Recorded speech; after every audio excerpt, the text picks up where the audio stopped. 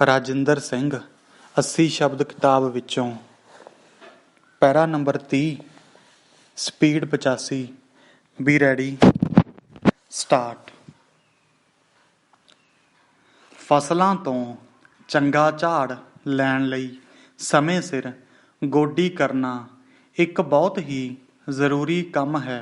ਡੰਡੀ ਗਰਮੀ ਦੀਆਂ ਫਸਲਾਂ ਲਈ ਤਾਂ ਗੋਡੀ ਕਰਨਾ ਹੋਰ ਵੀ ਕਠਿਨ ਕਾਰਜ ਹੈ, ਕਿਉਂਕਿ ਜੇ ਸਮੇਂ ਸਿਰ ਗੋਡੀ ਨਾ ਕੀਤੀ ਜਾਵੇ ਤਾਂ ਫਸਲਾਂ ਦਾ ਝਾੜ ਬਹੁਤ ਘਟ ਜਾਂਦਾ ਹੈ। ਡੰਡੀ ਇਸ ਤੋਂ ਇਲਾਵਾ ਫਸਲਾਂ ਹੇਠ ਰਕਬਾ ਵੱਧ ਜਾਣ ਕਰਕੇ ਕਈ ਵਾਰ ਵੇਲੇ ਸਿਰ ਲੋੜੀਂਦੇ ਕਾਮੇ ਨਹੀਂ ਮਿਲਦੇ, ਜਿਸ ਕਰਕੇ ਗੋਡੀ ਦਾ ਕੰਮ ਠੀਕ ਢੰਗ ਨਾਲ ਕਰਨ ਵਿੱਚ ਕਾਫੀ ਦਿੱਕਤ ਪੇਸ਼ ਆਉਂਦੀ ਹੈ। ਡੰਡੀ ਮਜ਼ਦੂਰੀ ਮਹਿੰਗੀ ਮਿਲਣ ਕਰਕੇ ਵੀ ਕਈ ਵਾਰ ਜ਼ਿਮੀਂਦਾਰ ਖੇਤਾਂ ਦੀ ਗੋਡੀ ਦਾ ਕਾਰਜ ਸਮੇਂ ਸਿਰ ਨਜਿੱਠ ਨਹੀਂ ਸਕਦੇ। ਫਲਸਰੂਪ ਫਲਦਾਰ ਬੂਟਿਆਂ ਦੇ ਬਾਗਾਂ ਵਿੱਚ ਫਾਲਤੂ ਘਾਹ ਜਾਂ ਹੋਰ ਛੋਟੇ-ਮੋਟੇ ਬੂਟੇ ਉੱਗ ਜਾਂਦੇ ਹਨ, ਜੋ ਫਲਦਾਰ ਫਸਲਾਂ ਦੇ ਬਹੁਤ ਸਾਰੇ ਖੁਰਾਕੀ ਤੱਤ ਨਸ਼ਟ ਕਰ ਦਿੰਦੇ ਹਨ।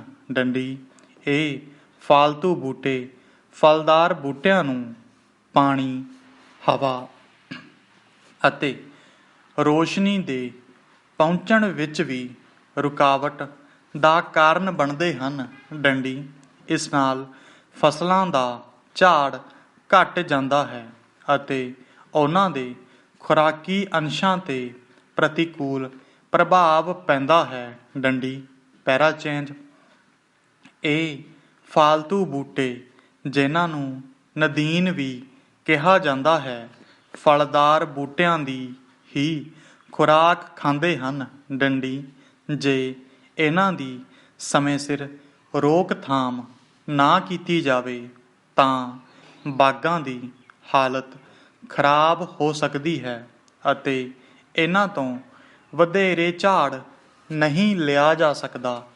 ਡੰਡੀ ਇਸ ਲਈ ਜਦੋਂ ਫਲਦਾਰ ਬੂਟੇ ਛੋਟੇ ਹੁੰਦੇ ਹਨ, ਓਨਾ ਚਿਰ ਕੋਈ ਨਾ ਕੋਈ ਫਲਦਾਰ ਫਸਲ ਉਹਨਾਂ ਵਿੱਚ ਬੀਜੀ ਤੇ ਵੱਢੀ ਜਾ ਸਕਦੀ ਹੈ। ਡੰਡੀ ਇਸ ਨਾਲ ਬੂਟਿਆਂ ਦੀ ਸੇਵਾ ਵੀ ਹੁੰਦੀ ਹੈ ਅਤੇ ਥਾਂ ਦਾ ਸਦ-ਉਪਯੋਗ ਵੀ ਹੋ ਜਾਂਦਾ ਹੈ।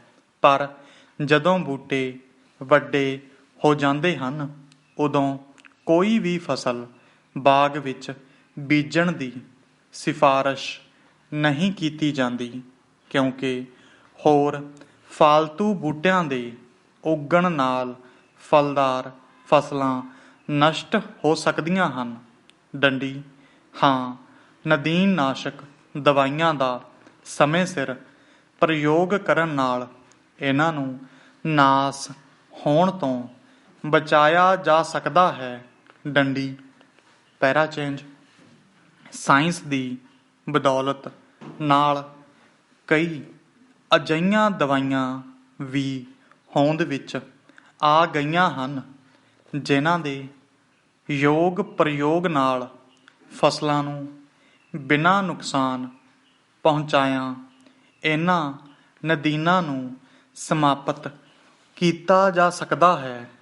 ਪਰ ਇਹਨਾਂ ਦਵਾਈਆਂ ਦਾ ਪ੍ਰਯੋਗ ਉਚਿਤ ਮਾਤਰਾ ਵਿੱਚ ਅਤੇ ਸਮੇਂ ਸਿਰ ਠੀਕ ਢੰਗ ਨਾਲ ਕਰਨਾ ਚਾਹੀਦਾ ਹੈ, ਕਿਉਂਕਿ ਕਈ ਵਾਰ ਦੱਸੀ ਗਈ ਵਿਧੀ ਦੇ ਵਿਪਰੀਤ ਇਹਨਾਂ ਦਾ ਅਮਲ ਫਸਲਾਂ ਲਈ ਨੁਕਸਾਨਦੇਹ ਵੀ ਸਾਬਤ ਹੋ ਸਕਦਾ ਹੈ।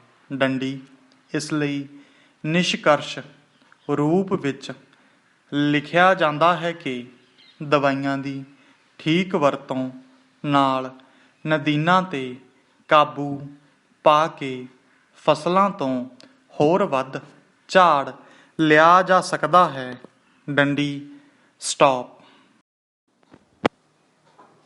ਰਾਜਿੰਦਰ ਸਿੰਘ 80 ਸ਼ਬਦ ਪ੍ਰਤੀ ਮਿੰਟ ਕਿਤਾਬ ਵਿੱਚੋਂ ਪੈਰਾ ਨੰਬਰ 32 ਸਪੀਡ 85।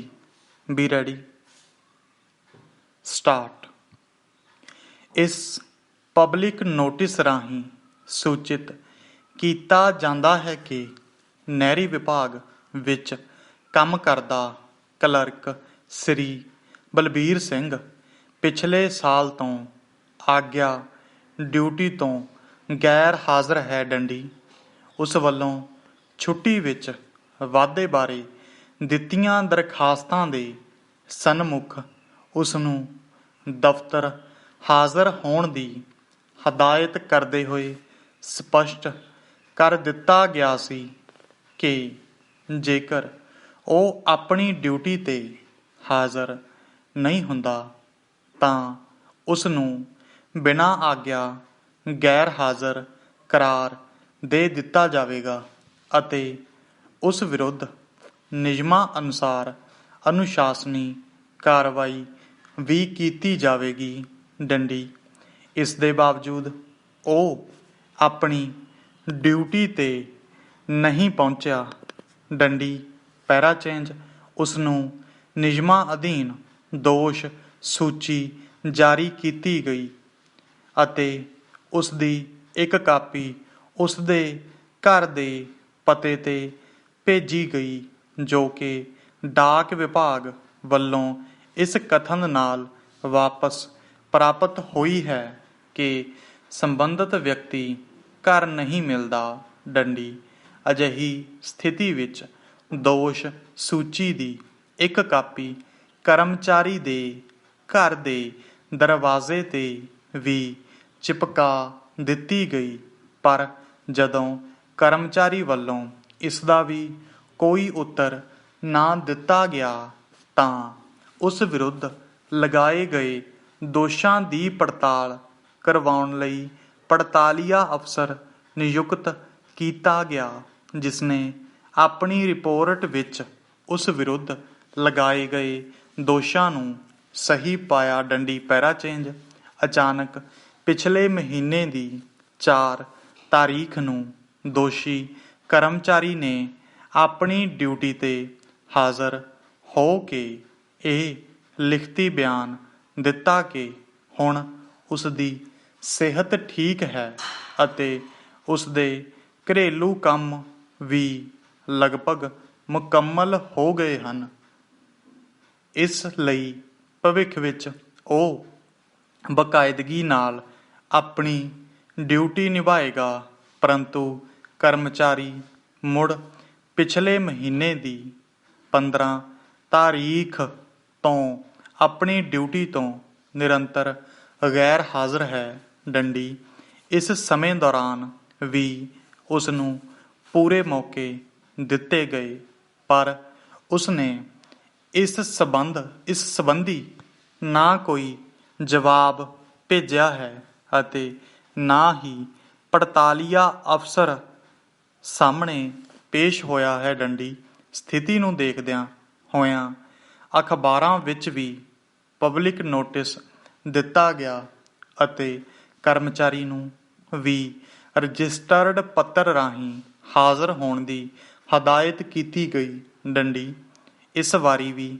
ਇਹ ਰਜਿਸਟਰਡ ਪੱਤਰ ਪੋਸਟਲ ਅਥਾਰਟੀ ਵੱਲੋਂ ਇਸ ਸੰਕੇਤ ਨਾਲ ਅਣਵੰਡਿਆ ਪ੍ਰਾਪਤ ਹੋਇਆ ਕਿ ਐਡਰੈਸੀ ਇੱਥੇ ਨਹੀਂ ਰਹਿੰਦਾ। ਡੰਡੀ ਪੈਰਾ ਚੇਂਜ ਇਸ ਲਈ ਪੜਤਾਲੀਆ ਅਫਸਰ ਵੱਲੋਂ ਭੇਜੀ ਗਈ ਰਿਪੋਰਟ ਅਤੇ ਹੋਰ ਦਸਤਾਵੇਜ਼ਾਂ ਨੂੰ ਵਿਚਾਰਨ ਉਪਰੰਤ ਇਹ ਫੈਸਲਾ ਕੀਤਾ ਗਿਆ ਹੈ ਕਿ ਕਰਮਚਾਰੀ ਨੂੰ ਨੌਕਰੀ ਤੋਂ ਡਿਸਮਿਸ ਕਰਨ ਤੋਂ ਪਹਿਲਾਂ ਉਸ ਨੂੰ ਅਖਬਾਰ ਰਾਹੀਂ ਅੰਤਿਮ ਮੌਕਾ ਦਿੰਦੇ ਹੋਏ ਹਦਾਇਤ ਕੀਤੀ ਜਾਵੇ ਕਿ ਜੇ ਉਹ ਇਸ ਬਾਰੇ ਆਪਣਾ ਪੱਖ ਪੇਸ਼ ਕਰਨਾ ਚਾਹੁੰਦਾ ਹੈ ਤਾਂ ਉਹ ਤੁਰੰਤ ਇਸ ਦਫ਼ਤਰ ਨੂੰ ਸੂਚਿਤ ਕਰੇ, ਵਰਨਾ ਉਸ ਵਿਰੁੱਧ ਉਪਰੋਕਤ ਸੁਝਾਏ ਅਨੁਸਾਰ ਕਾਰਵਾਈ ਕੀਤੀ ਜਾਵੇਗੀ ਡੰਡੀ ਸਟਾਪ।